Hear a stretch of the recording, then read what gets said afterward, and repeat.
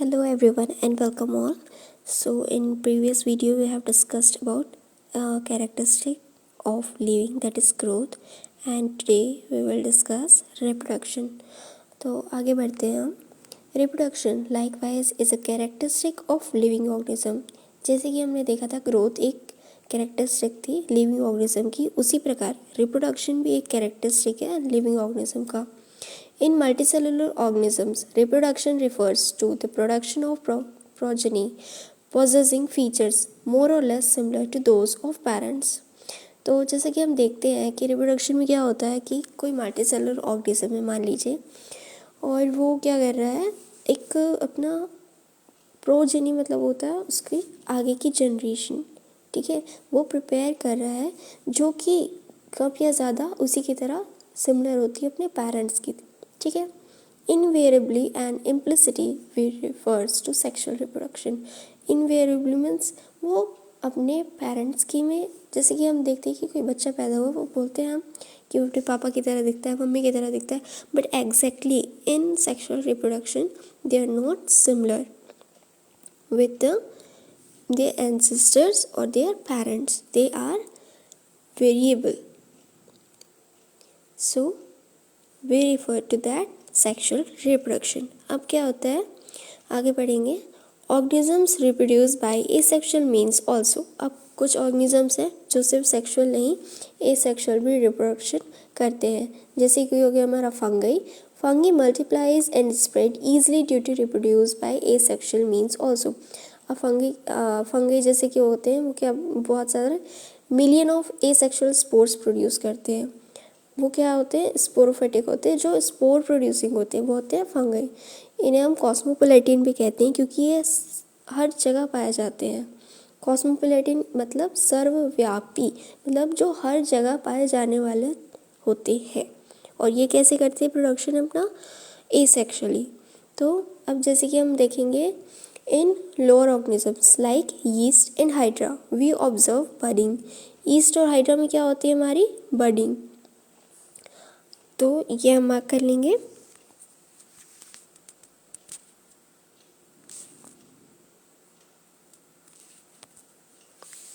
तो ये हो गया हमारा पहला बडिंग, जो कि होता है हमारा यीस्ट और हाइड्रा में. और फंगी कैसे मल्टीप्लाई करते हैं हमारे एसेक्सुअली. तो ये हो गया. आगे हम पढ़ेंगे इसके. In lower organisms like yeast and hydra we observe budding. तो यीस्ट और हाइड्रा में कैसे होता है एसेक्सुअल रिप्रोडक्शन, बडिंग के थ्रू. इन प्लानेरिया, प्लानेरिया किसे कहते हैं हम, फ्लैटवर्म. फ्लैटवर्म में क्या होता है, true regeneration, that is a fragmented organism regenerate the lost part of its body and become a new organism. इसमें क्या होता है प्लानेरिया में, प्लेटफॉर्म में उसका कोई भी हिस्सा या कोई भी अंग टूट के गिर जाता है, बीच से कट जाए या टूट के गिर जाए, तो वो क्या बन जाता है, एक नया ऑर्गेनिज्म बन जाता है, नया प्लानेरिया बन जाएगा. तो इस मीन से रीजनरेशन वाले मीन से कौन करता है रिप्रोडक्शन, प्लानेरिया. तो ट्रू रीजनरेशन तो ये किस में होता है, प्लेटफॉर्म में, हमारे प्लानेरिया में. We observe fragmented organisms regenerates the lost part of its body and become a new organism. ये हमें समझ आया. आगे पढ़ेंगे. The fungi, the filamentous algae, the progeny of mosses, all easily multiply by fragmentation. अब इसमें से और भी कुछ ऑर्गेनिजम्स हैं जैसे कि प्रोटोनिमा हो गए मॉस का, और फिलामेंटस एल्गी, एल्गी के फिलामेंट्स होते हैं, वो भी सारे क्या बन जाते हैं रीजनरेशन से एक नए ऑर्गेनिजम्स या मल्टीप्लिकेशन करते हैं अपना फ्रेगमेंटेशन के प्रोसेस से, ठीक है. When it comes to unicellular organisms like bacteria, unicellular algae और amoeba, reproduction is synonym with growth, that is increase in number of cell. अब क्या होता है यूनिसेलुलर मतलब एक कोशिका या जिनके एक ही सेल है. इनमें क्या होता है, वो एक ही सेल है, तो इसमें हम क्या लेंगे, इनका जो सिनोनिम्स मतलब ये एक ही मतलब होगा, चाहे हम ग्रोथ बोल दें या हम रिप्रोडक्शन बोलें. तो सेल ग्रोथ होगी, तो सेल ग्रोथ कैसे होती है, जब उसका सेल मास बढ़ता है, नंबर ऑफ सेल इंक्रीज हो जाएगा, तो इसे हम बोलेंगे reproduction is synonymous with growth, increase in number of cell. क्या होगा, एक सेल जो है, ये मान लीजिए हमारा यहाँ पे एक, ये था हमारा अमीबा, ये टूट के 2 सेल बन गया, तो ये हो गया हमारा क्या, कौन सा प्रोसेस, सेल डिवीजन से यूनिसेलुलर जब डिवाइड होते हैं तो इसे हम कहते हैं एसेक्सुअल रिप्रोडक्शन, और जिसे हम सिनोनिम्स टू ग्रोथ भी बोल सकते हैं। आगे देखेंगे हम, we have already defined growth as equivalent to increase in cell number. जैसे कि हमने देखा था कि ग्रोथ क्या आती है हमारी, इंक्रीज इन सेल नंबर या मास, जो वो स्पेस ऑक्यूपाई करती है। ठीक है, hence we notice that in single-celled organisms, we are not very clear about the usage of the two terms growth and reproduction. Further, there are many organisms which do not reproduce. अब जैसे कि हमने देखा कि हम single cell में ये define नहीं कर सकते कि वो ग्रोथ हो रही है या रिप्रोडक्शन, ये दोनों टर्म उसमें कॉमन हो रहे हैं, क्योंकि वो सिंगल सेल है, यूनिसेलुलर है, वो सेल डिवीजन कर रहे हैं तो भी वो ग्रोथ भी हो रही है, वो रिप्रोडक्शन भी हो रहा है। इसलिए हम ये दोनों चीज़ से बहुत ज़्यादा क्लियर नहीं कर सकते हैं। अब जैसे कि कुछ ऑर्गेनिजम्स हैं वो रिप्रोड्यूस नहीं कर सकते, जैसे म्यूल्स जो खच्चर होते हैं, sterile worker bees, infertile human couples, तो ये भी सारे तो क्या है, लिविंग है, बट ये रिप्रोड्यूस नहीं कर सकते हैं। इस वजह से कौन कौन नहीं कर सकता रिप्रोड्यूस, म्यूल्स, वर्कर बीज, ह्यूमन कपल्स, इनफर्टाइल और स्टेरलाई वर्कर बीज, मतलब ये सारे जो है हमारे क्या कर सकते हैं, रिप्रोडक्शन नहीं कर सकते। इसलिए hence reproduction also can not be an all inclusive defining characteristic of living organism, और इसी वजह से हम इसे डिफाइनिंग कैरेक्टरिस्टिक नहीं ले सकते हैं। Of course, no living object is capable of reproducing or replicating by itself. हाँ बिल्कुल, कोई भी नॉन लिविंग ऑब्जेक्ट जो है वो कैपेबल नहीं होता रिप्रोड्यूस करने के और रेप्लिकेट करने के, but still there are many living organisms like mule, worker bees, infertile human couples. They are also not able to reproduce, hence we cannot take it as a characteristic of living. Another characteristic of life is metabolism. हम एक और characteristic क्या मानते हैं life का, metabolism. तो metabolism क्या होता है, पहले metabolism is all chemical reaction that occurs in our body is called metabolism. It includes catabolism and anabolism. See, all living organisms are made of chemicals. Obviously हम सब की बॉडी में क्या है, कोई भी सेल है, टिश्यू है, सब क्या है, पर्टिकुलर टाइप ऑफ केमिकल्स से कॉन्स्टिट्यूटेड है। So all living organisms are made of chemicals. These chemicals, small and big, belonging to various classes, size, function, etc.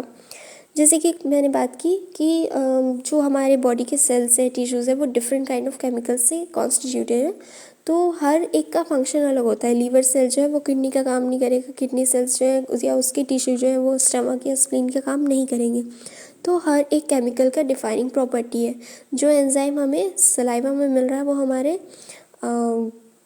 उसमें पैंक्रियाज में नहीं पाया जाएगा। तो हर एक केमिकल का जो है वो डिफरेंट फंक्शन है और डिफरेंट केमिकल कॉन्स्टिट्यूशन है। फर्स्ट लाइन क्लियर हो गई। Various classes, sizes and functions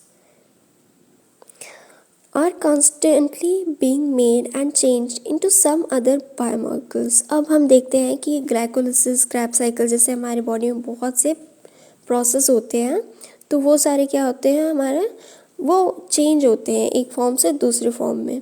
तो ये क्या हो गया हमारा, जो मेटाबॉलिज्म में चेंजेस हुए या जो केमिकल चेंजेस हुए बॉडी में, उसे हम क्या बोलेंगे, metabolism. These conversions are chemical reaction और metabolic reaction. तो इन्हीं सारे कन्वर्जन को हम क्या बोलते हैं, मेटाबॉलिक रिएक्शन. जो भी हमारे बॉडी में जितने भी केमिकल रिएक्शन चल रहे होते हैं उन्हें हम क्या कहेंगे, metabolism. There are thousands of metabolic reactions occurring simultaneously inside all living organisms. तो और हर एक बॉडी में, हर एक लिविंग ऑर्गेनिज्म में क्या होता है, मेटाबॉलिज्म जो होता है वो वर्क कर रहा होता है। और कितने रिएक्शंस हो सकते हैं, एक टाइम पे थाउजेंड्स ऑफ रिएक्शंस चल सकते हैं। जब हम बोल रहे होते हैं तो हमारा सलाइवेशन भी होता है, बट ऐसा तो है नहीं कि जब हम सलाइवेशन कर रहे होते हैं या जब हमारा फूड ब्रेक डाउन हो रहा होता है तो हमारा इंटेस्टाइन वर्क करना बंद कर देती है, या हमारा हार्ट जो है वो वर्क नहीं करेगा, या हमारा लीवर या लंग्स वर्क नहीं करेगा साइमल्टेनियसली। उसी तरह से मतलब एक ही वक्त पे कई सारे रिएक्शंस चल रहे होते हैं। हम जब पानी पी रहे होते हैं, पानी भी ऑब्जॉर्व कर रहा होता है हमारा स्टमक, प्लस कुछ एंजाइम्स रिलीज कर रहा होता है, ड्रग्स भी हमारी स्टमक एब्जॉर्ब कर रहा होता है। तो ये सारे केमिकल रिएक्शंस हमारी बॉडी में साइमल्टेनियसली मेटाबॉलिक रिएक्शंस चल रहे होते हैं। प्रोटीन का डाइजेशन हो गया, फैट का डाइजेशन हो गया। अब हमारे इंटेस्टाइन में बहुत से फूड मटेरियल्स के, उसमें से प्रोटीन भी है, फैट भी है, बहुत कुछ है। तो हर एक एंजाइम अपना काम कर रहा होगा। That is there are thousands of metabolic reactions occurring simultaneously inside all living organisms. अब हम आगे पढ़ेंगे यूनिसेलुलर और multicellular. All plants, animal, fungi and microbes exhibit metabolism. अब हम बोलते हैं कि हर एक, चाहे वो प्लांट हो, एनिमल हो, प्लांट्स में भी चलता हुआ है, आगे पढ़ेंगे हम कि उनमें भी बहुत सारे चेन रिएक्शंस होते हैं। डे लाइट होगा और बहुत से रिएक्शंस होते हैं, तो वो भी हम आगे देखेंगे कि प्लांट्स में क्या क्या रिएक्शंस होते हैं, वो भी एक मेटाबॉलिज्म परफॉर्म कर रहे होते हैं। तो चाहे वो यूनिसेलुलर ऑर्गेनिज्म हो या मल्टीसेलुलर हो, सब में मेटाबॉलिज्म होता ही होता है। The sum total of all the chemical reactions occurring in our body is metabolism. तो मेटाबॉलिज्म को हम क्या बोलेंगे, The sum total of all reactions occurring in our body is metabolism. तो मेटाबॉलिज्म क्या हुआ, हमारी बॉडी में जितने भी केमिकल रिएक्शंस चल रहे हैं वो क्या हो गया, metabolism. No non living object exhibits metabolism. तो कोई भी नॉन लिविंग ऑब्जेक्ट में मेटाबॉलिज्म नहीं होता है। Chair, table, car, pencil, pen में मेटाबॉलिज्म नहीं होता है। Metabolic reactions can be demonstrated outside the body in cell-free system. But यहाँ पे एक पॉइंट है, यहाँ पे एक झोल है, यहाँ पे एक प्रॉब्लम है कि यहाँ पे हम जो है मेटाबॉलिज्म को बॉडी के बाहर भी cell free system, that is artificial system से भी हम शो कर सकते हैं, जिसे हम बोलते हैं आइसोलेटेड मेटाबॉलिक रिएक्शंस, क्योंकि ये हमारी बॉडी के या ऑर्गेनिज्म के सेल के बाहर परफॉर्म किया जा रहा है, जिसे हम परफॉर्म करते हैं किस में, टेस्ट ट्यूब में। Is neither living non living, क्योंकि वो रिएक्शन हो रहा है इसलिए हम उसे लिविंग या नॉन लिविंग भी नहीं ले सकते हैं। ठीक, तो ये बहुत इंपॉर्टेंट पॉइंट है कि ये हमारे जो रिएक्शन है can be demonstrated outside the body in a cell free system. An isolated metabolic reaction, जिसे हम क्या कहते हैं, आइसोलेटेड मेटाबॉलिक रिएक्शन, क्योंकि ये हमारे बॉडी के बाहर परफॉर्म हो रहा है। किस में हो रहा है, टेस्ट ट्यूब में। Hence, while metabolism is a defining feature of all living organism without exception, इसलिए क्या हुआ, इसका मतलब while metabolism is a defining feature, इसे हम defining feature मानते हैं all living organism without exception. Isolated metabolic reactions in vitro are not living thing. Isolated metabolic reaction मतलब जो बॉडी के बाहर, सेल के बाहर बॉडी के परफॉर्म किया जा रहा है जो रिएक्शन एक सेल फ्री सिस्टम में, आर्टिफिशियल टेस्ट ट्यूब सिस्टम में, वो जो है वो क्या है, लिविंग नहीं है। बट जो वो रिएक्शन है, reaction is living but that is not living thing. वो किसी बॉडी के अंदर नहीं हो रहा है इसलिए वो नॉन लिविंग थिंग है, बट वो रिएक्शन जो है वो लिविंग है, क्योंकि वो रिएक्शन सिर्फ किस में होता है, एक लिविंग ऑर्गेनिज्म में होता है। आगे पढ़ेंगे हम। Hence cellular organisation of the body is defining feature of life forms. तो इससे हम क्या कंक्लूड कर सकते हैं कि cellular organization of the body is defining feature of life form. तो क्या पता चला इससे हमें कि जो सेलुलर ऑर्गेनाइजेशन होता है बॉडी का, सेल जो है वो क्या है हमारा defining feature of life form. कोई भी जीवित जो होगा उसमें एक सेल तो पाया ही पाया जाएगा। यूनिसेलुलर में एक सेल, मल्टीसेलुलर में मेनी सेल्स। तो इससे हम क्या कर सकते हैं conclude, the most obvious and technically complicated feature of all living organisms is the ability to sense their surrounding or environment and response to these environmental stimuli, which could be physical, chemical and biological. तो आगे हम क्या देखने वाले हैं, stimuli के ऊपर हम पढ़ेंगे। स्टिमुलाई क्या होता है, सी हमने अभी तक कहाँ तक पढ़ा, मेटाबॉलिज्म। नेक्स्ट टॉपिक था हमारा, आगे पढ़ रहे हैं उसी के कंटिन्यू करते हुए हम देखेंगे कि कैसे हम लिविंग को पता कर सकते हैं। लिविंग क्या है, जब ये भी नहीं है वो भी नहीं है तो लिविंग क्या है। तो हम देखेंगे सबसे ज़्यादा ऑब्वियस मतलब जो जायज़ है या technically complicated feature, technically complicated एक बहुत ही ज़्यादा कॉम्प्लिकेटेड फीचर है हर एक लिविंग का, जिसे हम बोलेंगे कि जैसे कि कोई भी ऑर्गेनिज्म हो वो सेंस कर सकता है धूप, छाँव, केमिकल रिएक्शंस या physical touch, anything, any changes in environment which can be sensed is called stimuli. कोई भी ऑर्गेनिज्म अगर कुछ भी सेंस करने के लिए कैपेबल है, अब जैसे कि सनलाइट फोटॉन्स होते हैं उसमें, तो सूरजमुखी का फूल देखा आपने, वो किस तरफ टर्न हो जाता है ऑटोमेटिकली, सन के साइड में। तो that is a chemical stimuli present in the sunflower. तो वो ऑटोमेटिकली उस केमिकल को लेके सन की तरफ रोटेट हो जाता है। फिज़िकली मैंने किसी को टच किया तो वो सेंस किया, कोल्ड, हॉट, हीट, ठंड लगती है हमें ठंड में, गर्मी लगती है हमें गर्मियों में, तो ये हो गया हमारे इन्वायरमेंटल स्टिमुलाई। अब बायोलॉजिकल कैसे हो सकते हैं, बायोलॉजिकल में वो आते हैं जैसे कि ठंड पड़ रही है तो जैसे बारिश हो रही है या बहुत ज़्यादा गर्मी पड़ रही तो पत्ते अपने आप मुरझा जाते हैं, जैसे कि वो अपना वाटर प्रोटेक्ट कर सके। और हम देखते हैं कि तालाब में काई हो गई, एल्गी हो गई, तो वो सारी कहाँ बायोलॉजिकल स्टिमुलाई, मतलब उन्हें पता है कि कहाँ ग्रो करना है तो उन्हें दिक्कत नहीं होगी। या उन्हें बायोलॉजिकली देखा जाए तो उन्हें सेंस करने की एबिलिटी है उनमें कि अब धूप है, अब छाँव है, अब पत्तियों को मुरझाना है कि अब पत्तियों को खोलना है। तो ये सारी जो हो गई हमारी स्टिमुलाई होगी external. We sense our environment through our sense organs. हम कैसे सेंस कर सकते हैं, सेंस ऑर्गन, जो कि हमारा एक स्किन जो है हमारा सेंस ऑर्गन है। हमारे पास कितने सेंस ऑर्गन होते हैं, आईज, नोज, ईयर, टंग, स्किन।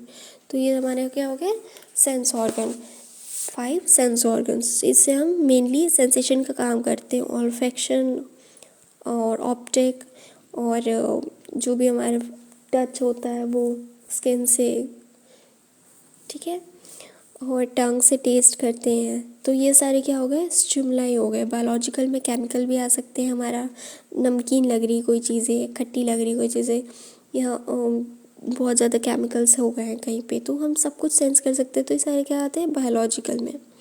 अब जैसे कि होता है plants respond to external factor like light, water, temperature. जैसे कि मैंने अभी बताया आपको कि हमारे प्लांट्स क्या होते हैं वो सेंस कर सकते हैं लाइट, वाटर, एयर, टेम्परेचर को।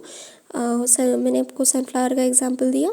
All organisms from prokaryotes to the most complex eukaryotes can sense and respond to environmental cues. हर एक जीवित, चाहे वो प्रोकैरियोट हो या यूकैरियोट हो, वो सब क्या कर सकते हैं, इन्वायरमेंट को सेंस कर सकते हैं। Photo period affections reproduction in seasonal breeders. अब फोटो पीरियड क्या होता है कि ड्यूरेशन ऑफ डे, मतलब जैसे सूरज सुबह के 6 बजे निकल रहा है और शाम के 6 बजे ढल रहा है, तो ये क्या हो गया हमारा फोटो पीरियड। इस ड्यूरेशन को देखते हुए कुछ प्लांट्स जो है सीजनल ब्रीडर्स जो है रिप्रोड्यूस करते हैं, इसे हम कहते हैं फोटो पीरियड, ठीक है। तो photo periods affects reproduction in seasonal breeders. जो सीजनल ब्रीडर्स होते हैं, कुछ एक प्लांट्स होते हैं जो गर्मियों में उगेंगे, जो ठंड में उगेंगे, जिन्हें कम फोटो पीरियड चाहिए, जिन्हें ज़्यादा फोटो पीरियड चाहिए, तो वो क्या है उनके रिप्रोडक्शन को भी इफ़ेक्ट करता है। आगे देखेंगे हम, all organisms handle chemical entering their bodies. अब हम ह्यूमन्स हैं, मान लीजिए हमने नमक खाया, हमें पता है हमारे बॉडी के अंदर केमिकल जा रहा है, हमारा ब्रेन उसके अकॉर्डिंग रिस्पॉन्स करेगा, हम वैसा रिएक्ट करेंगे। तो कोई भी केमिकल, हमने पॉइज़न लिया, हमें पता है हमने पॉइज़न लिया, हमारी डेथ होगी, हमारे ऑर्गन्स फेलियर होंगे, हमारे हेमरेजेस होगा, तो ये हमारा स्टिमुलाई है कि हमारी बॉडी उस पर कैसा रिएक्ट करती है, उस इन्वायरमेंट की मतलब जो भी फैक्टर्स इफेक्टिंग है उस पर। आगे हम देखेंगे human being is the only organism जो कि सेल्फ अवेयर है, मतलब सेल्फ कॉन्शियसनेस है उसके अंदर। और ये जो है एक बहुत ही स्पेशल कैरेक्टर है, ठीक है, किसका? लिविंग का। इसे हम क्या बोलते हैं? कॉन्शियसनेस। कॉन्शियसनेस क्या होता है? सेल्फ अवेयर, या हमें पता है हमारे बारे में। एक कुत्ते को भी पता है कि उसे लात मारने पे दर्द होता है। हर एक जानवर को पता है कि उसे पिंच करने पर दर्द होगा। वो आग के पास नहीं जाएगा, वो जल जाएगा। वो ठंड में खुद को कहीं सेफ जगह ले जाएगा, वो बारिश में नहीं भीगेगा। This is called awareness. उसे अपने इन्वायरमेंट का पता है, उसे पता है कि उसे क्या चीज़ से दर्द होगा, क्या करना है और क्या नहीं करना है। तो दिस इज़ कॉल्ड अवेयरनेस, जो कि हर एक लिविंग ऑर्गेनिज्म में होती है। बट सेल्फ अवेयरनेस या सेल्फ कॉन्शियसनेस सिर्फ और सिर्फ ह्यूमंस में है, जो कि हम बोलते हैं कि दिमाग। हमें पता है कि क्या करना है, क्या नहीं करना है। जैसे कि when it comes to humans, self consciousness क्या होता है? It is all the more difficult to define the living state. ये हमारे लिए और भी मुश्किल हो जाता है। क्यों?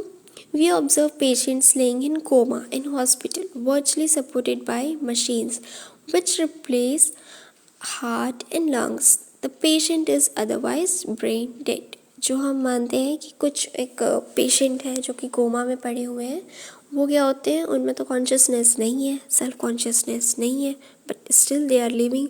कुछ ऐसे पेशेंट्स हैं जिनका हार्ट और लंग्स रिप्लेस कर दिया गया मशीन से, तो उन्हें हम डेड नहीं मानते हैं, क्योंकि उनका ब्रेन स्टिल वर्किंग है, या ब्रेन डेड बोल सकते हैं। The patient has no self consciousness.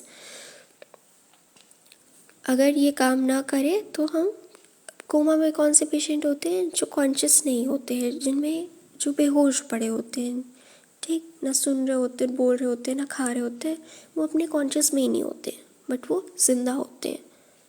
Still उनके हार्ट और लंग्स को हम मशीन से रिप्लेस कर दिया जाए, फिर भी वो जिंदा होते हैं। आगे पढ़ेंगे हम। The patient has no self consciousness are such patient who never come back to normal life, living और नॉन लिविंग। अब ये सवाल उठता है कि जो पेशेंट सेल्फ कॉन्शियसनेस में नहीं है, जैसे कि कोमा पेशेंट अभी हमने देखा, जिनका ब्रेन डेड नहीं हुआ है, उन्हें हम बोलेंगे कि वो सेल्फ कॉन्शियस में नहीं है, तो क्या वो ज़िंदा है या नहीं है, जो कि कभी अपनी नॉर्मल लाइफ में वापस नहीं आ सकते हैं। In higher classes, you will come to know that all living phenomena are due to underlying interactions. Properties of tissues are not present in the constituent cells but arise as a result of interactions among the constituent cells. अब क्या होता है, हम क्या देखते हैं कि कोई भी इंट्रैक्शन सिर्फ हमारा इन्वायरमेंट से इंट्रैक्शन नहीं है, हमारा सेल टू सेल इंट्रैक्शन भी होता है। हमारे सेल्स एक दूसरे से भी इंटरेक्ट या कम्युनिकेट करते हैं। जैसे कि WBC हो गई, उसे पता है कि जैसे कोई फॉरेन बॉडी एंटर करती है तो वो क्या करेगी, लिम्फोसाइट्स को एक्टिवेट करके अपने साइट पे जाके उसे किल करेगी। तो ये हो गया हमारे सेल्स के बीच का सेल्फ इंटरेक्शन या कम्युनिकेशन। तो ये भी एक कॉन्शियसनेस का पार्ट है। तो सिमिलरली आगे पढ़ेंगे हम। Similarly, properties of cellular organelles are not present in the molecular constituents of the organelle, but arise as a result of interactions among the molecular components comprising the organelle. अब क्या होता है, cell organelles, mitochondria होते हैं, Golgi body होती है, protein synthesis होता है, वो क्या करते हैं, एक दूसरे को कम्युनिकेट करते हैं। एक बोलेगा कि तू चल प्रोटीन सिंथेसिस कर, दूसरा बोलेगा चल तू उसकी पैकेजिंग कर। तो ये हो गया हमारे ऑर्गेनल के बीच का भी कम्युनिकेशन या इंटरेक्शन। तो हमारे जो इंट्रैक्शन होते हैं वो भी क्या होते हैं, सेलुलर लेवल पे भी होते हैं। These interactions result in emerging properties at higher level of organization. This phenomena is true in the hierarchy of organizational complexity at all levels. Therefore, we can say that living organisms are self-replicating, evolving, and self-regulating interactive system capable of responding to external stimuli. हम कैसे define करते हैं, तो फिर हम living को, जो कि हम क्या क्या कर सकते हैं, सेल्फ रेप्लिकेटिंग, हमारे सेल डिवाइड हो सकते हैं, evolving, changes, self regulating, interactive system, मतलब जो खुद से स्वचालित जो सिस्टम है, जो सेल्फ रेगुलेटिंग है, जो खुद ही रेगुलेट करने में सक्षम है अपने आप को। हम अपने सेल्स को ऑर्डर नहीं देते हैं कि उन्हें कब एंजाइम रिलीज़ करना है, कब हार्मोन्स रिलीज़ करना है, कब मेटास्टेसिस करना है, कब सेल डिवीजन करना है। They all do this by their own. ठीक है, तो ये हो गया हमारा कौन सा पार्ट, कॉन्शियसनेस का।